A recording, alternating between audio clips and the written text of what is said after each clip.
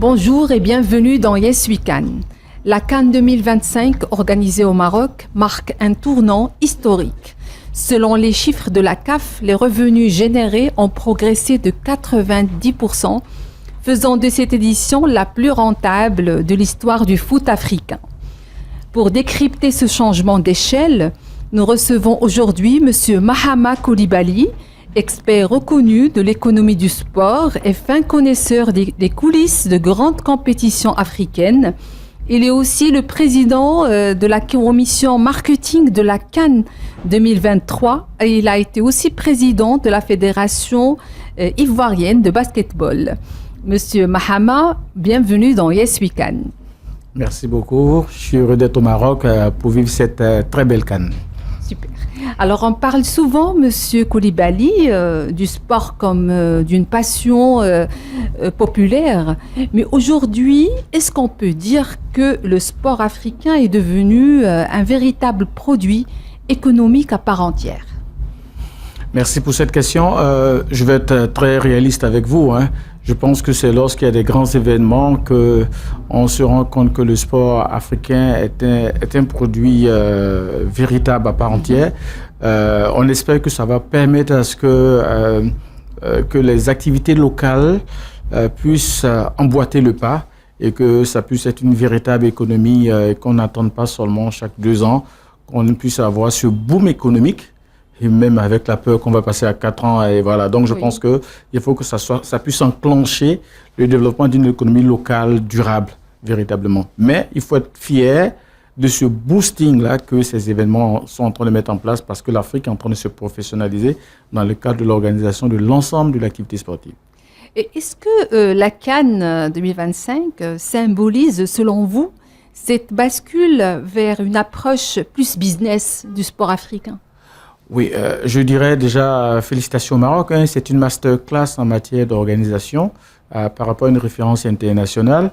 Je pense que oui, parce que là, vous constatez certainement avec le boom qu'on a connu, c'est lié au facteur de la digitalisation des droits télé et de la consommation directe autour du stade. Donc, je pense que c'est une bonne option et il faut peut-être aller dans cette dynamique-là pour avoir de l'économie durable, parce que moi je suis pour la durabilité de l'économie. Justement, oui. Et quelle retombée, selon vous, cette CAN aura sur l'économie marocaine, c'est-à-dire autrement ce qu'a gagné le Maroc de cette CAN, selon vous? Déjà, le Maroc a gagné encore un point, sinon des points de notoriété, parce que c'est une destination qui fait partie des meilleures destinations touristiques d'Afrique. Et là, le Maroc devient encore un pays assez puissant en matière de rassemblement des communautés. Le Maroc va gagner en diplomatie. Le Maroc va gagner en expertise d'organisation de grands événements et il y aura moins de peur pour l'organisation de la Coupe du Monde 2030. Oui. Donc, le Maroc se positionne comme un leader organisationnel de grands événements au niveau mondial et donne également le go à tous les pays africains pour dire on n'a pas 2 organisations dans le monde, on a une seule organisation. Il faut y arriver parce que l'Afrique représente à peu près la plus grande part de consommation du sport de la jeunesse en Afrique. Donc, il faut qu'on puisse tirer exemple du Maroc pour en faire une référence pour l'Afrique et pour le monde.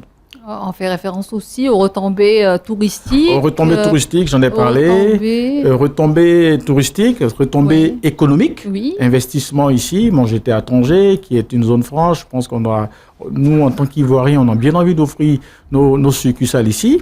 On a les retombées économique, la création d'une industrie du sport qui va se mettre en place. On a des retombées que je dirais sportives et médicales, parce que le Maroc est une destination qui permet de pouvoir travailler sur le sport et la santé. C'est une problématique réelle. Et vous avez vu ce qui s'est passé. Il y a des retombées, ce que je dirais, développement de territoire. Vous constatez que le Maroc a réussi à embellir encore mieux ses villes et il est très agréable à marcher au Maroc. Donc, l'accès au sport pour tous est une réalité au Maroc grâce à la CAN qui vient de se réaliser. Donc, je pense que les retombées sont immenses. On n'a pas encore terminé. Et vous allez voir qu'avec la victoire, Inch'Allah, il y aura encore d'autres retombées émotionnelles sans commune mesure qui vont avoir un impact sur l'économie globale du Maroc. Est-ce que vous pensez que pour ce genre d'événement, les retombées sont durables ou plutôt conjoncturelles? Les retombées sont durables et conjoncturelles. D'accord. Le caractère conjoncturel, je dirais ça comme ça, c'est l'émotion, l'oubli, ce que j'appelle l'opium du peuple. On est tout heureux, mais après on retombe dans nos réalités de tous les jours. Les retombées durables, c'est dans la préparation. Je pense que c'est pour cela, pour des grands événements, il est exigé quelques conditions des ODD, des développements durables. Par exemple, avoir un environnement sain, utiliser beaucoup de jeunes pour l'employabilité, parce qu'il y a beaucoup de jeunes qui travaillent en tant que bénévoles, qui vont aimer l'industrie du sport et durablement vont s'inscrire pour pouvoir booster l'économie. Il y a également des infrastructures qui ont été créées de façon sportive pour créer des équipes éponymes dans les différentes villes et donc on aura également une économie. Vous allez constater, les salles de sport vont être multipliées. Donc, il y a de la durabilité dans l'organisation d'un événement comme le Maroc. Et l'élément fondamental, c'est le tourisme sportif qui va se développer au Maroc. Donc, je pense que, comme je l'ai dit précédemment, c'est une vraie masterclass. Et nous reviendrons au Maroc pour continuer à dire, voici les éléments de la gestion de l'héritage qu'il faut bien maintenir afin que la qualité des stades ne soient pas des éléphants blancs. Ce n'est pas le cas. De toute façon, le Maroc a une habitude d'organiser des grands événements, mais il faut optimiser au maximum ces infrastructures-là. Et je souhaiterais que ça enclenche également le développement des autres disciplines où le Maroc peut être en arrière. Parce qu'il y a un sport leader qui doit tirer d'autres sports en matière de multifonctionnalité, en matière de maturation de ces disciplines-là. C'est-à-dire une industrie sportive. Une industrie sportive, des disciplines.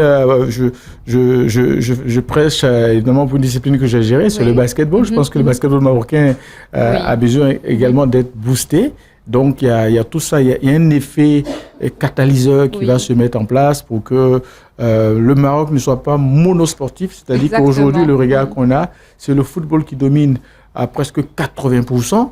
Il va falloir profiter de la mer football pour profiter à ce que les frères et sœurs des autres disciplines aussi puissent avoir un développement durable, parce que tout le monde ne sera pas forcément football.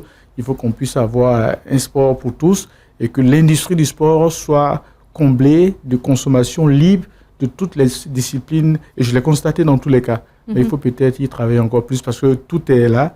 Tout est possible de le faire avec ce qu'on voit comme développement qui a été fait grâce à la CAN. Exactement. Alors en Afrique, M. Koulibaly, et c'est votre spécialité, le financement du sport, alors il repose encore largement sur les fonds étatiques. C'est ça.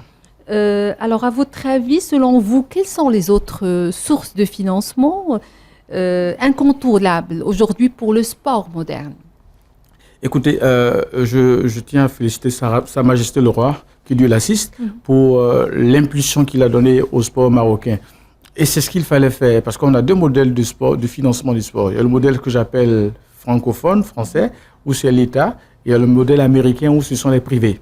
Et là, il faut enclencher et ensuite à ce que les autres sources de financement soient réelles. En Afrique, je tiens bien la spécificité. Ce qui va permettre de développer le sport, ce sera le sponsoring, ce sera les droits télé, et ce sera, si on réussit à bien travailler, quand je dis bien travailler, à faire de vrai merchandising, ce sera beaucoup le merchandising et la billetterie. Mais aujourd'hui, la part des droits télé et du sponsoring est encore très importante parce que, en général, en Afrique, les populations n'ont pas un pouvoir d'achat assez élevé pour pouvoir consommer des produits originaux en termes de merchandising. Donc, il faut, je le dis tout le temps, il faut travailler à ce que le pouvoir d'achat de nos populations soit élevé afin que la consommation des produits dérivés de la billetterie soit un peu plus importante. Mais pour le moment, avec ce qui s'est enclenché, vous allez voir que les revenus sponsoring et les revenus droits télé vont augmenter.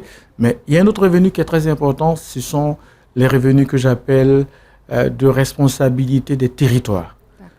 Parce que tant qu'on est professionnel, il faut également que les collectivités, dans la gouvernance de leurs ressources, continuent à financer cela. Mais idéalement, c'est ce qu'on aurait souhaité, mais soyons réalistes, le next step, il faudrait que le merchandising, les populations consomment et que leur contribution sur le financement du sport soit une réalité de par leur pouvoir d'achat et de par la qualité de spectacle que va offrir les différentes associations sportives. Alors, je reviens aux chiffres que j'ai cités en intro. La CAF parle d'une augmentation de 90% des revenus pour la CAN 2025. Qu'est-ce que cette performance, M. Coulibaly, nous dit sur l'évolution du sport business africain? Vraiment, c'est vraiment inédit parce que 90%, je suis agréablement surpris de ce boom important. Ce que ça nous dit, ça veut dire que les perspectives sont immenses, sont, je pourrais dire ça, insoupçonnées. Et donc, c'est pour cela le sport est appelé le média de l'émotion. Oui. Par l'émotion, on est capable d'aller au-delà de certaines choses. Oui. Donc, si on passe à 90%, je pense qu'il faut voir la proportion des différentes sources qui ont permis cela. Oui, il y a une augmentation du nombre des sponsors. Les sponsors, je parie que ce sont les sponsors. Je parie également sur la gestion de la billetterie en ligne qui a été un succès. Oui. Et je parie que ce sont les droits télé. Parce que on va toujours quand même dire félicitations à la Côte d'Ivoire du fait de la création de la valeur sur la CAN de l'hospitalité en 2023. Les droits télé et l'intérêt pour le monde entier pour le football africain s'est accru. Et de façon globale, les droits télé sont les premières sources d'augmentation des recettes de la CAF. Donc je pense que c'est la qualité de l'organisation, c'est la qualité de la compétition. Exactement. Donc le sport business va être une réalité si on investit dans la professionnalisation des acteurs clés. Et je pense que mais c'est tout un écosystème. Oui. Ce n'est pas que le joueur, c'est l'organisation, c'est la gestion, c'est la sécurité. Donc tout ça, c'est ce que le Maroc a réussi. Et il faut dire félicitations au Maroc parce que c'est du fait du Maroc qu'on a cette croissance. Et donc c'est pour ça que je dis que c'est un modèle qu'il faut suivre. Justement, est-ce qu'on peut dire que cette édition, elle crée un nouveau standard commercial pour les futures compétitions continentales? Oui, je dirais elle améliore le standard. Oui, quand je dis un nouveau standard, c'est trop dit. Mais il y a quelque chose qui est fondamental que cette édition a réussi. C'est la Fan ID qui était un peu comme... Il y avait des préjugés. Mais aujourd'hui, la Fan ID et la digitalisation a créé un nouveau standard de création de valeur et de richesse pour la CAF. Je pense que ça a été quelque chose de fondamental. Et moi, j'estime qu'à terme, une compétition comme la CAN devrait avoir des revenus sur l'hôtellerie. Parce que du fait, et le tourisme, du fait de la création de la valeur, les restaurateurs, les hôteliers gagnent beaucoup. Quelles sont les retombées pour les organisateurs? Anyway, je pense qu'un État aussi est souverain. C'est ce qui permet également de créer une économie globale.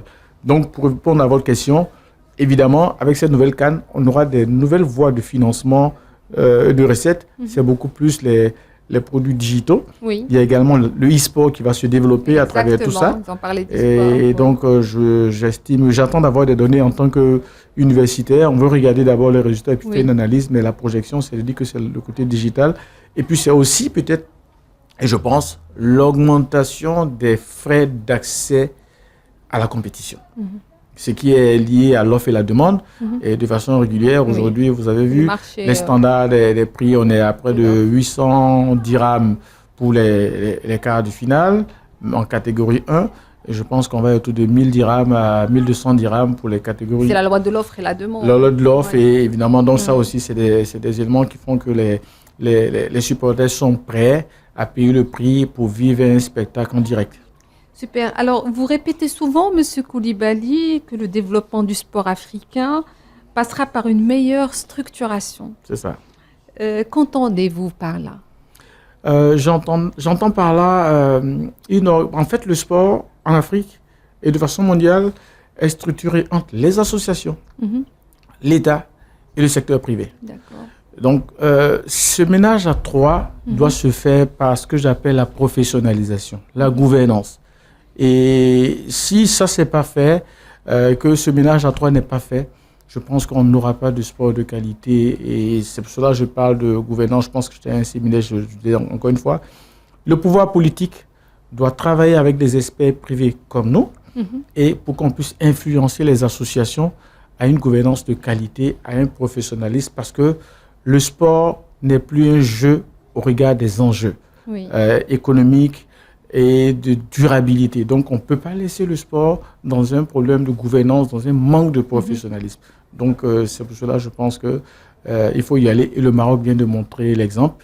Et vous allez constater, les deux pays qui sont en finale ont amorcé un plan de professionnalisation par des centres de formation, par le sport à l'école. Et donc, on arrive à la pyramide avec de la qualité. Donc, il faut, au niveau de la masse, il faut bien structurer. Il faut investir dans le sport à l'école. Il faut ensuite aller sur l'excellence. Et puis ensuite, les meilleurs vont être visibles dans les grands championnats. Les moins bons vont travailler dans nos différents environnements et penser à la réinsertion de ceux qui n'ont pas réussi. Parce qu'au niveau du sport, on est autour de 4 à 10% de ceux qui deviennent des sportifs de haut niveau. Donc, c'est ce que j'appelle la structuration pour créer une économie circulaire et durable et qu'on constate l'impact sur l'ensemble de l'économie des pays. On est à quelques heures de la finale et je vois déjà que vous portez un châle pour supporter l'équipe nationale. Oui. Donc, vous êtes marocain aussi. Oui, marocain de cœur et sénégalais de cou, parce que mon épouse est sénégalaise.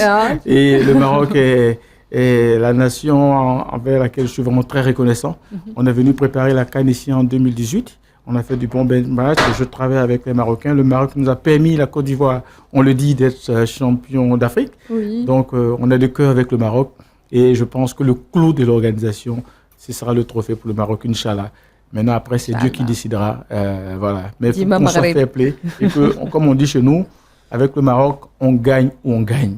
Voilà, merci beaucoup. Alors, pour la dernière question, on pose souvent à nos invités la question ce que l'Afrique peut réussir collectivement. Et qu'est-ce que l'Afrique, selon vous, M. Coulibaly, doit encore changer pour faire du sport un véritable moteur de croissance économique, d'emploi et d'influence aussi à l'échelle continentale? Il faut encore beaucoup plus de solidarité. Très bien. Beaucoup plus de tolérance et de compréhension de nos différences pour qu'on arrive à quelque chose d'assez collectif. Parce qu'on n'a pas tous les mêmes qualités, les mêmes valeurs. Il faut réussir à y travailler.